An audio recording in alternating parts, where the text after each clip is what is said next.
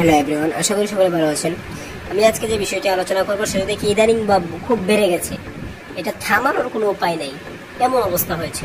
এসব কেন করবেন? এসব দেখেন, শাকিব খান বাংলাদেশের সুপারস্টার, শাকিব খান বাংলাদেশের সুপারস্টার, আর জিৎ দেব হলো কলকাতার সুপারস্টার।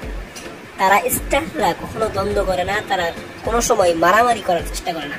অথচ ভক্তদের মধ্যে শুধু বিতর্ক বিতর্ক, সে ভালো না সে ভালো, কুত্তা বিরিয়ানি, এই সেই কত কি, ওরটা ভালো হয়েছে ওরটা ভালো হয় নাই কত কি, এইরকম ভাবে নানাভাবে এদের মধ্যে দ্বন্দ্ব বিতর্ক। এবং এদের মধ্যে আসলে বাস্তবে শাকিব দেব জিৎ আসলে বন্ধু। আমি বলি এদের তিনজনকে একসাথে একটা মুভি নিয়ে আনি দরকার, একটা মুভি নিয়ে আনি দরকার, বুঝেছেন? এই বিতর্ক না করে একটা ফুল একটা কমার্শিয়াল মুভি নিয়ে আনি দরকার, এবং তাদেরকে এক করে একটা অনুষ্ঠানও করা দরকার। আর আপনারা কি করেন?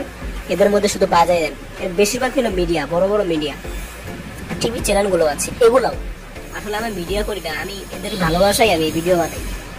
আমার ঠেকা পড়া নাই যে এইভাবে আমি ভিডিও বানাবো, কিন্তু এদের ভালোবাসায় আমি ভিডিও বানাই, ঠিক আছে? আমাদেরকে দেবজিৎ শাকিব এক সমান। আমি শাকিব খানকে একটু বেশি সাপোর্ট করি, কেন আমি বাংলাদেশি।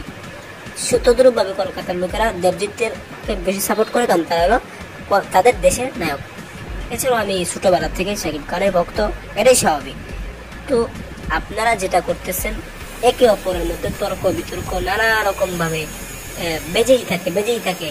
অথচ এরা কত সুন্দর, এদের চরিত্র, এরা বাস্তবে যখন একসাথে হয় তখন খুবই বন্ধু। এই যে এখন একটা ফটো দেখতে পেলাম, দেব এবং শাকিব খানকে, কত সুন্দর কেমিস্ট্রি, তারা তো একসাথে বসে আছে, কোনো দ্বন্দ্ব নাই। তো এইসব কেন? তো আমি এতটুকুই বললাম আজকে। আসসালামু আলাইকুম।